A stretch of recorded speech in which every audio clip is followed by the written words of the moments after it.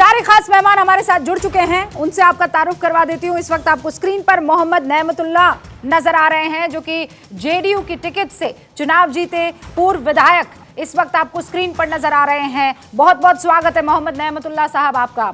हमारे साथ इस वक्त शिवम त्यागी, राष्ट्रीय प्रवक्ता भारतीय जनता पार्टी के, आपको स्क्रीन पर नजर आ रहे हैं। स्वागत है शिवम त्यागी जी। और श्याम सुंदर शरण आपको नजर आ रहे हैं, जो कि हिंदुस्तान आवामी मोर्चा के राष्ट्रीय प्रवक्ता हैं। मैं इंतजार कर रही हूं संतोष सुमन का, जो कि पूर्व सीएम जीतन राम मांझी के बेटे भी हैं और अध्यक्ष भी हैं हिंदुस्तान आवामी मोर्चा के। माधव आनंद प्रवक्ता एलजेपी के, वो भी आरएलजेडी के, वो भी हमारे साथ जुड़ेंगे थोड़ी ही देर में। शुरुआत कर रही हूं मैं बहस की। मोहम्मद नेमतुल्लाह, क्या हो गया है नीतीश बाबू को? सब ठीक तो है? नीतीश कुमार जो कहते हैं वो सोच समझ के करते हैं, कोई गलत बात उन्होंने नहीं कहा।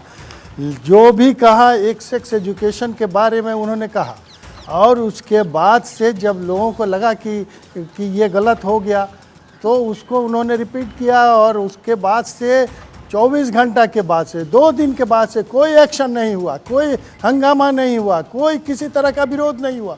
उसके बाद पता नहीं कहाँ से इन लोगों को खबर मिली और जो विरोधी लोग हैं वो एक बैग हंगामा शुरू कर दिए। तो नीतीश जी ने कहा, सोचा कि लगता है कि कुछ बात गलत हो गई हो, तो उसके लिए उन्होंने कहा कि मैं अपने शब्दों को वापस लेता हूँ। उन्होंने माफ़ी मांगा, हाथ जोड़ के माफ़ी मांगा। इसमें कोई गलत, और बहुत सारे औरतें, बहुत सारे लोगों ने कहा कि नहीं, उन्होंने सेक्स एजुकेशन का जो पॉपुलेशन के बारे में, कैसे पॉपुलेशन कंट्रोल किया जाए, उसके बारे में उन्होंने विस्तारित रूप से वो बहुत क्लियरली वो समझाना चाहते थे। और इसे विस्तारित और क्लियरली कहते हैं मोहम्मद साहब, गलत समझ के गलत तरीके से इसे विस्तारित और क्लियरली कहते हैं जी। आपके घर में आपकी औलादें हैं? कौन कौन है माशाल्लाह से? अगर पूछना चाहूँ तो कौन है मोहम्मद साहब? बिल्कुल बिल्कुल, बहुत हमारे बहुत से औलादे हैं, ऐसी बात नहीं है। नहीं, मेरे 2 बेटियां हैं, 2 बेटे हैं। आप अपनी बिटिया को, अपने सुनिए ना, आप अपनी बिटिया को, अपने बेटे को सेक्स एजुकेशन ये हूबहू जो नीतीश बाबू ने कहा है उसी में सुना देंगे। मैं आपको चैलेंज दे रही हूँ। सुनिए ना नीतीश, अरे भाई उसको जिसको आहत हुआ है तो फिर उन्होंने इस पर माफी मांगा कि नहीं मांगा? तो फिर मत कहिए ना कि गलत, उन्होंने कुछ गलत नहीं कहा। ये बड़प्पन का सबूत दिया कि नहीं? मैं तो कह रही हूँ, बड़प्पन का सबूत दिया कि नहीं दिया? ये तो अच्छी बात है, हिंदुस्तान का बड़ा दिल है नेमतुल्लाह भाई, वो तो बड़ा दिल है हिंदुस्तान का। उन्होंने माफी मांगी, हिंदुस्तान माफ कर देगा। लेकिन मैं आपसे कह रही हूँ, इसे आप सही मत ठहराइए। मंशा उनकी अच्छी थी, शब्द फुअड़ थे, तरीका गलत था, ये मान लीजिए मोहम्मद साहब। आप अपने बच्चों को वो नहीं सुना पाए जी।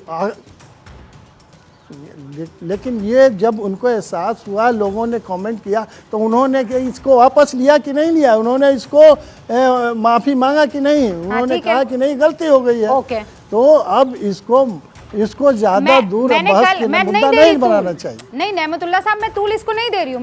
मैंने कल डिबेट की और उसको खत्म कर दिया कि बड़े दिल का मालिक हिंदुस्तान माफ कर देगा, छोड़ दीजिए। अब ये जो जितिन राम मांझी को लेकर वो क्या समझ रहे हैं? बिल्कुल मेरी बहन, नहीं जितिन राम मांझी को मेरी गलती से जो है वो मुख्यमंत्री बन गए, तुम्हें आता क्या है, तुम जानते क्या हो? एक मुख्यमंत्री के प्रति इस तरीके की भाषा शोभा देती है क्या सीएम को?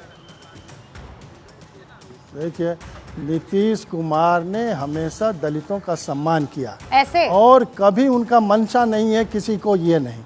लेकिन अगर देखिए, ये बात सही बात है कि नीतीश कुमार जी ने उनको बनाया, बहुत सारे लोग थे, लेकिन उन्होंने दलित समाज के एक मुसहर को उन्होंने उच्च पद पर अपनी कुर्सी दे दी। अरे तो ऐसा, और इतना विरोध था उनके पार्टी में कि किसी को नहीं, उसके बावजूद भी उनको दे दिया, उनको कुर्सी दे दिया। हाँ। और उनको कुर्सी देने के बाद जी, आपके अंदर ये अहंकार नहीं है, विरोध करने लगे कि एक मूसर जाति से ताल्लुक रखने वाले को हमने जो है कुर्सी त्याग करके कुर्सी दे दी। अरे आप कौन होते हैं कुर्सी त्याग कर कुर्सी देने वाले?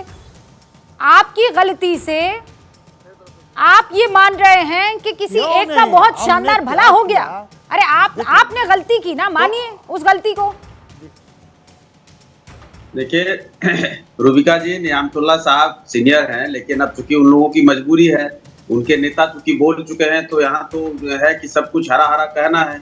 नेता उनके जिस तरह का व्यवहार कर रहे हैं, माननीय मुख्यमंत्री जी नीतीश कुमार जी, हम लोग अभी भी इतने सभ्य तरीके से बात कर रहे हैं, लेकिन उनका जो लगातार देख लीजिए पिछले एक दो महीनों से जिस तरह का व्यवहार है और जैसी भाषा में किसी से भी उलझ पड़ते हैं। उन्होंने राष्ट्रपति जी के मंच पर, महामहिम राष्ट्रपति जी के मंच पर जिस तरह से ऊंची बातें की कि राष्ट्रपति जी उनके पास काम कराने के लिए आती थी और वो उनका काम करके एहसान कर देते थे, और फिर जैसे उनका बॉडी लैंग्वेज था, जिस तरह से वो राज्य के बड़े नेता, आज ये लोग क्या बोल रहे हैं हमको नहीं समझ में आता, लेकिन जिस जीतन राम मांझी जी की बात ये कर रहे हैं वो नीतीश कुमार से सीनियर नेता रहे। नीतीश कुमार जी 85 में एमएलए बने, जीतन राम मांझी जी 80 में एमएलए बने। जो पार्टी में एक भी आदमी नहीं तैयार था मांझी जी को मुख्यमंत्री बनाने के, उसके बावजूद भी पार्टी से अलग हट के नीतीश कुमार जी ने उनको मुख्यमंत्री बनाया अपना वीटो लगा के, और ये बहुत बड़ा काम किया है नीतीश कुमार जी ने।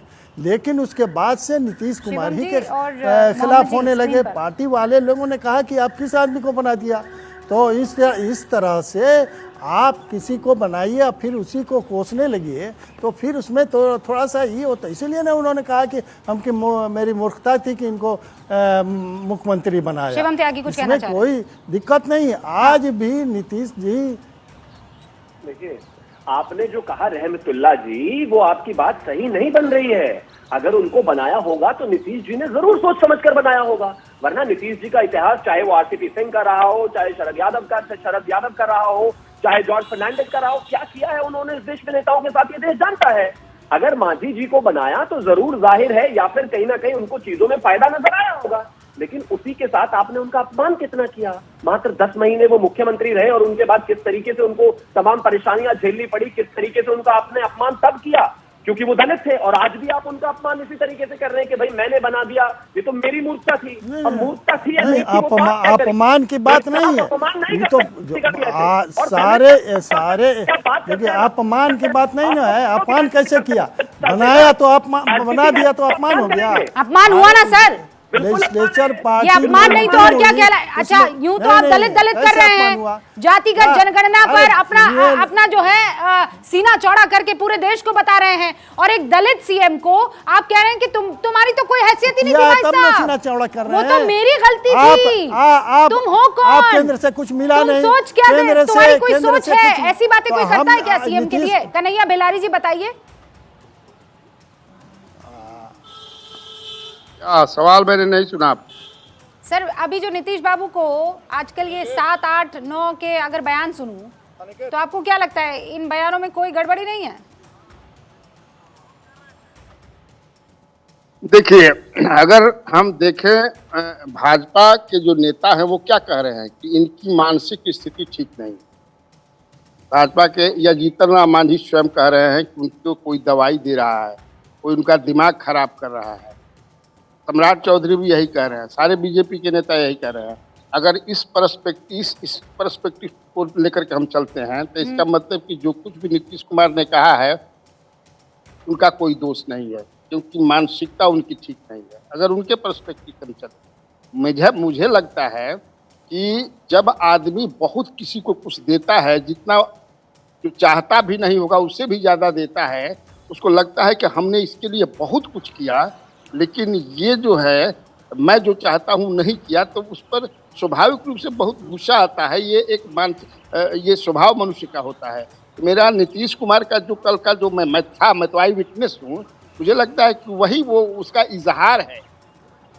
मांझी जी कभी जिंदगी में सोचे भी नहीं होंगे, मैं भी इनको फॉलो करता हूँ 86 से, कि मैं मुख्यमंत्री बन जाऊँगा।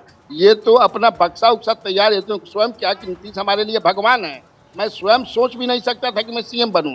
मैं तो अपनी पत्नी को लेकर के सबानुमान बांध करके गया जा रहा था, तो इनका फोन आया सर, वो तो किसी ने कभी नहीं सोचा है ना। आप योगी जी से पूछिए तो कहेंगे मैं तो अपनी जिंदगी में नहीं सोच सकता था कि मैं सीएम बनूंगा। मोदी जी से पूछिए वो भी यही बात कहेंगे। हाँ, आप किसी भी नेता से ना सर, आप नीतीश बाबू से खुद पूछ लीजिए, नीतीश बाबू भी यही कहेंगे कि मैंने अपनी जिंदगी में नहीं सोचा था कि मैं सीएम बनूंगा। लेकिन ये कह देना कि उन्होंने नहीं सोचा और हमने एहसान किया, आप कौन भाई? कौन साहब आप एहसान करने वाले? अरे जोगी जी ने प्रयास किया था, जोगी जी ने हिला दिया था नागपुर को, तब वो बनाया गया था जोगी जी को। नहीं तो यहाँ तो मनोज सिन्हा हो गए थे लगभग। अरे सर, उन्होंने सलामी भी ले ली थी बस जोगी जी की गाजीपुर में। बात आप भी करने जानती की हैं। जरूरत है, बाकी सब आप भूल सब- जाएंगे। अरे मैं नीतीश बाबू की बात कर रही हूँ सर, आपको ये जोगी जी वाली गोली खिला देती हूँ, नहीं, आप नहीं, भी आपने आप भी कहा- जो है एक सेकंड के लिए भूल जाते हैं कि मुझे कौन सी वाली बात करनी। कल नहीं, को मैं बीजेपी बोलता हूँ ना, कल को प्रधानमंत्री अच्छा नरेंद्र